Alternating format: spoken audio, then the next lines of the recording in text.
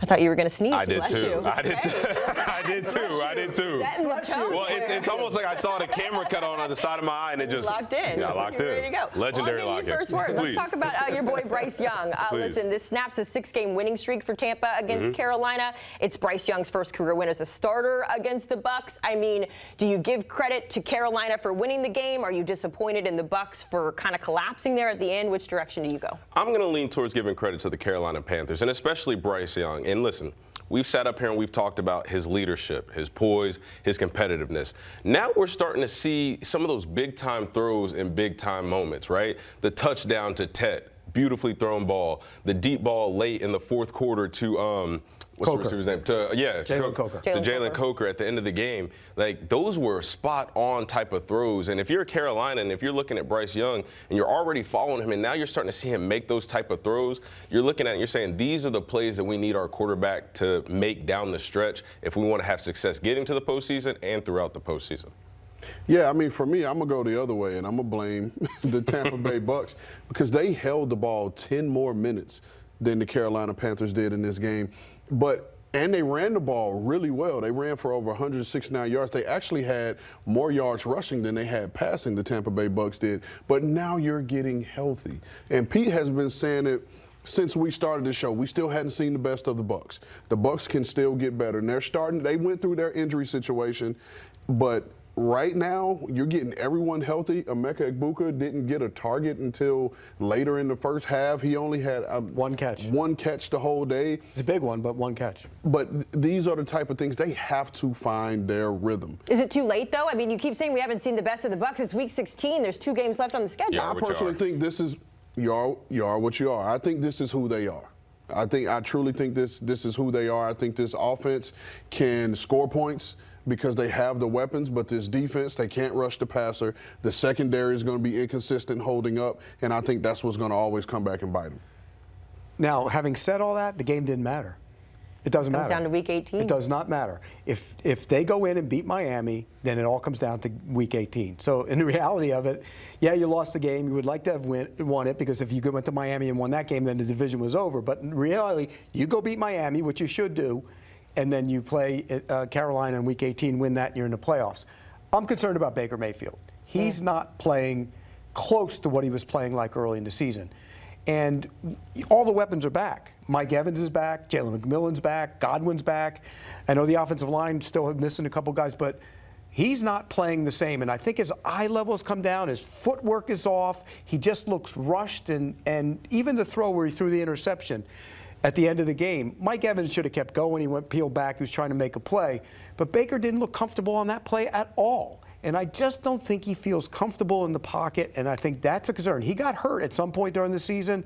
I'm not sure he's all the way back, but he's not playing real good quarterback right now. The Bucs are 1-6 over their last 7, and so obviously that's not the form you want to be in when you're going into the postseason. So the final question I'll pose to you, and we can be quick here, if you're looking at the Bucs or the Panthers to be a bigger threat in the postseason, Pete, who is it?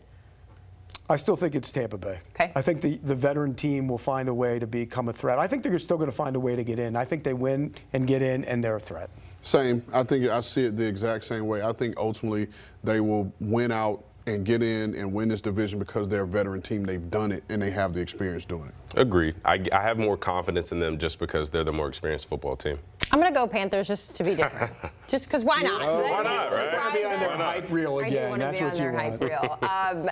No, actually, you know what? I lied. Because I've been changing? Yeah, I'm changing. No. It has nothing. It don't have anything to do with Haley. But even before the game, I've been asked this: who do I trust more, Tampa Bay or Carolina? I keep saying Tampa Bay. And what did I just say? You are what you are.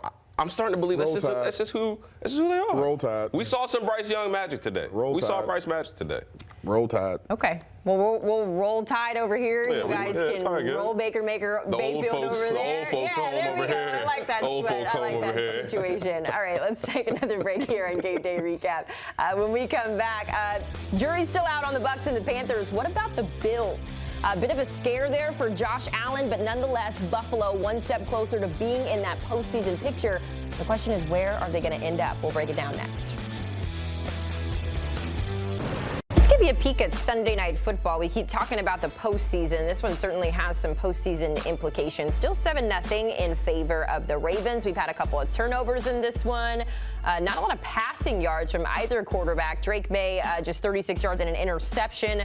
Lamar Jackson, a perfect 4 of 4 on the day, 69 yards. Again, Derrick Henry, the only touchdown on the day in this game. And if we look at another game that happened in the AFC earlier today, the Buffalo Bills. This one was kind of a weird one. I think a lot of us expected Buffalo to maybe run away with this one, take advantage of a Cleveland Browns team that's not very good. Josh Allen, I believe, got banged up in this one too, but ultimately James Cook, truly the difference maker there. I mean, look at the stat line. We can barely fit it on the box score. 117 rushing yards, the 2 touchdowns to go along with 17 receiving yards as well. Buffalo still in play for that AFC East title, and of course still trying to solidify their postseason seeding when it comes to what the AFC is going to look like. They become the 5th team in NFL history, by the way, to win 11 straight games, or 11 plus games in 6 straight seasons. So obviously this is not new to the Buffalo Bills in terms of what they're doing, the wins, the double-digit wins, that is. But they haven't won a Super Bowl yet, and that's kind of the difference between those teams in the past that have won the 11 games or whatever versus now. Pete, something you mentioned earlier, there's no Lamar Jackson, or well, potentially no Lamar Jackson, but no Patrick Mahomes, no Joe Burrow. Why is this the year that the Bills should win the Super Bowl, in theory? Well, in theory, you have the star quarterback, you have that guy, and you look around at the playoffs, and he's the one guy that's actually been successful in the playoffs, winning games, other than Lamar Jackson gets in. And so this is the great opportunity for you to go do it. The problem with that is if they don't win the division, you're out on the road. And if you're out on the road, that's going to be a challenge week in and week out. They're built for it. They have experience. They've done it before and won on the road in the postseason. But, again, you don't want to make that a habit of going out on the road in the playoffs. And if you're the wild card team, say they're the 6 or the 7, probably be the 6. If you're the 6, you go out on the road, you play the 3, you win that game, you're probably out on the road again. So it's going to be tough to do it. But this is a great opportunity for him because those star quarterbacks aren't in, particularly Kansas City. I'm going to say, why the hell not? Embrace the challenge, even if you got to go on the road. What other way would you want it, right? You could be comfortable and be at home, and I think sometimes having the home game creates pressure. Right? Because you're supposed to have the advantage. You're supposed to, the elements of Buffalo are supposed to really affect the opponent, and you're supposed to be fine in it. So sometimes it's just best to go on the road. It creates the mentality of us against everyone else. And Josh Allen is the ultimate competitor, a guy that will embrace that and go out and play ball. But Haley, you said, like today, James Cook led him. He ran the ball really well, was, just elusive, making guys miss, hitting a home run, scoring, getting the ball in the paint. Josh Allen didn't have to do as much today as we've seen him do in recent weeks. And so they got to still continue to have that balance and create that formula for themselves and put their defense in a position where they're playing with the lead. So now these guys up front can pin their ears back and rush the passer. It seems like a loaded question, but when you've got a quarterback like Josh Allen, a running back like James Cook, and we always have this conversation of who does the offense truly run through? Is it Josh Allen? Is it James Cook? I know you're rolling your eyes because you believe it's Josh Allen, but we have to give some nod to James Cook because this is not the first time, the second time, even the third time that we've seen him have a monster performance like this and be impactful. Yeah, James Cook has been doing this all year, and I think that him and Josh play separate but equal roles in this. I think that Josh is obviously, he's Superman. He's the master manipulator of the offense, but James Cook is more of like, I don't want to call him a sidekick. I'm trying to think of the word of like a sidekick's good word. I know you want me to say. I know you want me to say it. But he's like the Flash, right? It's like Captain America and then having the Flash as your counterpart, right?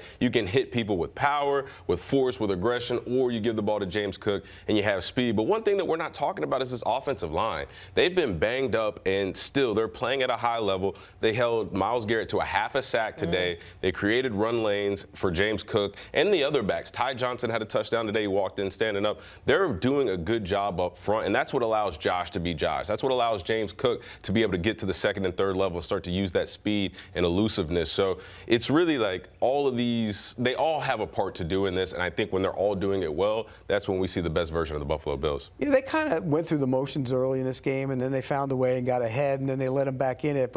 And they made plays on defense when they needed to. I'm worried about the defense. I really am. I think it's been a problem all year long. I don't know if they're good enough to win defensively unless they go nuts on offense. And if you go nuts on offense, how do you go nuts on offense?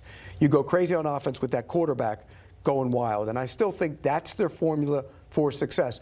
And by the way, all the talk about Cook or Allen, if you ask every defensive coordinator who plays that team, would you rather take away Cook or would you rather take away Allen? They'd rather take away Allen. I mean, Cook. That's what I was going to pose the question to the group. Is a lot of James Cook's production, is it because of the threat of Josh Allen? Right, particularly when we're seeing those RPO type looks, like Dame, like that's going to have to freeze the linebacker and the backside defender who is Josh Allen's read. You're going to have to respect Josh Allen pulling the ball. That's going to freeze that backer, maybe even stop that backside defender from closing, which now with James Cook's ability to slash and hit those home runs, it creates more of an open space for him. So my question is a lot of James Cook's production a byproduct of who Josh Allen is? I would say a certain percentage of that, yes, but I also see the Buffalo Bills line up in double tight with Reggie Gilliam, the fullback in the backfield, and they turn and hand the ball off to James Cook, and they just run duo right at the teeth of the defense. You know what's coming. The receiver, he does that little search motion where he gets between the tight and the tight. You know the run is coming, and he's still able to get through those loaded boxes and still be able to create mismatches once he gets to the second and third level. So I do think it's a byproduct, but I do think James Cook deserves some credit for being able to just be a smaller, speedier back, but still be able to get those tough yards. James Cook's a great back. We can't take that away from him. But the reality is the way their defense is constructed right now, if they had a dominant defense, then I'd say, hey, look, play close to the vest, turn and hand off, take some shots down the field, and feature James Cook as the guy who carries the offense. That's not what they are on defense. They're not that good on defense. They're going to give up a lot of big plays. They give up a lot of rushing yards. You've got to be able to hit shots in the playoffs. It has to be about Josh Allen in the postseason. It has to be, and by the way, I think it will be. Well, unfortunately, Myles Garrett did not get the chance to sack Josh Allen. As you mentioned, it was credited as a half sack, which means he is still one shy away from beating that record. But what I will say is as far as my research, I was trying to crank through the internet here, he has not ever sacked Aaron Rodgers, if that is correct, and that's obviously who they play next week. So imagine breaking the record, and then it is against, you get that sack against Aaron Rodgers. Certainly some fun stuff there. Maybe he can take a dive like his old buddy Brett Favre did way back in the day. Maybe he can, and then he can avoid the sack. Who knows? Real quick, I hate to end this on a somber note, but for Cleveland, it has kind of felt like this has been such a positive step forward with Shedeur behind center. You got Quinshon Judkins going, and then, of course, the injury to Quinshon today. Damien, how do you think that impacts them? And again, we don't know how long. Obviously, he's going to miss the rest of the season. I believe it was a broken fibula and another ligament issue. But either way, done for the season. But what can you say about what Quinshon was able to do, and I guess the future in Cleveland if they've got that duo going? Well, Quinshon added a toughness and a directness, aggressiveness to this offense that the quarterback can't manage on his own, and not having that guy, that's going to be huge. And especially when you've got a guy like Dylan Sampson who's been inactive, hasn't really found his rhythm yet. Quinshon, early in his career, has become the bell cow featured back for this offense. So it's really going to hurt them moving forward as a team. But I'm more on the side of Pete. I don't really think this affects Shedeur too much because Shedeur is not the quarterback for Cleveland. He will not be the quarterback in Cleveland for the long-term future. So Shedeur's situation is totally separate. Come on over. I'm coming to the old folks home. Look at that. You agree too. He's not the long-term answer, right? No, I don't think so. Just based off of the fact of how they're running this offense, what they're asking them to do, and again, I think there are things going on there that we're just not privy to as to why they're not really opening up. I think based off of the quarterbacks that they have right now, not including Deshaun Watson, he gives them the best chance to win. Now, that's the other trick of it, too, is Deshaun Watson, his contract situation, because they're tied to him for another year and the money that they owe him. So all of that's going to come into play, and you're well positioned to go up and get a quarterback in this draft class if you want. But to answer your question, Haley, the offense flowed through Quinshon Judkins. As soon as he was inserted in that lineup, whether it was Joe Flacco, Dylan Gabriel, or Shedeur Sanders, the offense flowed through Quinshon Judkins and his ability to create on the ground and catch those screens and give them a chance. He was their best and most consistent offensive performer. But they have some young backs. We'll see Dylan Sampson get back in there. He's explosive. He can hit the big play. And then the young fella, Raheem Sanders, ran hard today and got a lot of tough yards. I know it wasn't pretty, but I think they can use that as a 1-2 1-2 combination. Stop doing that, Pete. Stop doing that. Back on the shelf. You're in. You ran well. I quit. And you were cooking too. Like, he really. Disrespect for the running back position. They're everywhere. And you were offensive lineman. They're everywhere. You You're can find them offensive everywhere. lineman. By the way, one last thing on Shedeur. I ask everybody who sits here and questions like what you just said about him not being in the long term. How many times have you seen him go back into the pocket, put his foot in the ground, go through his progressions, and fire a rifle shot down the field 25 yards? It hadn't happened much. A lot of his completions today were on those little boots to the tight end, little flares, little screen passes. He doesn't do it. And in what were you yelling in the green room? He holds the damn ball. Well, I'm going to defend him here because I think a lot of times if you go back and we all watch tape the rest of the week on how the games went. I believe if you freeze frame when he gets to the top of his drop, there's nobody open. Because there's nobody on that team, whether it's the receiver position. Now, they scheme Harold Fannin open. They get him the ball rather quick. But they don't have separators. Like Jerry Jeudy, just based off of his footwork and his ability, he has the separation ability, but he doesn't get open. Or if he gets open, he drops the ball. And they have a bad offensive line. And so that's the thing. Like, he gets to the top, there's nobody open. And so now it's left for him to create, and that's not his game. So that's the part where, again, look at all these young quarterbacks. Like, the word, right? Everyone was out on Bryce Young. And now we see what in year 3, Bryce Young is starting to turn the corner. He has his team in contention, and now everyone's like, oh, maybe the guy's okay. Okay. Okay. You drafted the number 1. He was the first overall pick. He's okay. Think about what you just said. Look at your guy, Trevor Lawrence. Right. How long has it taken him to get to this point? How many years has he been in? Correct. He's 6'5", 230, and he's playing really, really well. But he has been okay throughout his career. But he won a With you playoff there. game. I can meet That was a you good with one. Trevor. That was a good one. That was better. That was better. Bryce Young is going to be Trevor Lawrence good? I don't know. I'm not over there. You know. Look, the bottom line is, you know when you see it, and when you look at Shedeur Sanders, you just don't see franchise quarterback. You see a guy who's better than Dylan Gabriel, that's for sure. But I just don't see franchise quarterback. Is there anything he can do over the next couple of weeks? Steelers, Bengals to wrap up the season. Is there anything he can go out there and do to prove to you that he can be QB1? They got 2 first-round picks. I think they're going to make a move to go get one. Don't Okay. you? Fernando Mendoza or this draft is going to be Moore? This draft is going to really be tricky, because right now we're making Fernando Mendoza the number 1 pick, right? And he still could return to college. He should not do it. But then the big question is who's next? Dante Moore. And so if Dante Moore might be number 1. But here's the question with Dante Moore. Uncle Phil's pockets are deep out there in Oregon. Ooh. Right, so that's going to be take a pay cut to come to the NFL. Right, but that's the question. Well, I don't care if you like Dante Moore or you like Fernando Mendoza. The thing is who is QB 1 and 2, and then where does the next QB come after that? Right, so in all those teams, whether it's the Jags, whether it's Arizona being positioned to move up, they're going to have to leverage and mortgage the future to do it. But the Jets, Cleveland, it's only Jags moving up to get a quarterback? No, I didn't mean to say the Jags. I meant to say the Jets. But all these teams that need quarterbacks, and everyone keeps saying, oh, well, maybe they should wait till 27.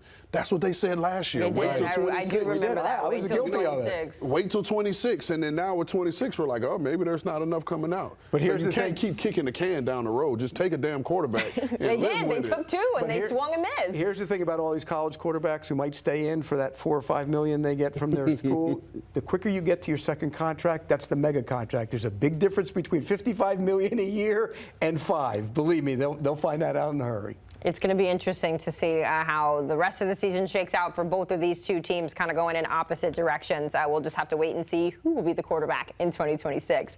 Let's hit a break here in Game Day Recap. Still plenty to talk about, including that AFC playoff picture. Both the Chargers and the Texans getting wins today. How does that impact the AFC? We'll tell you next.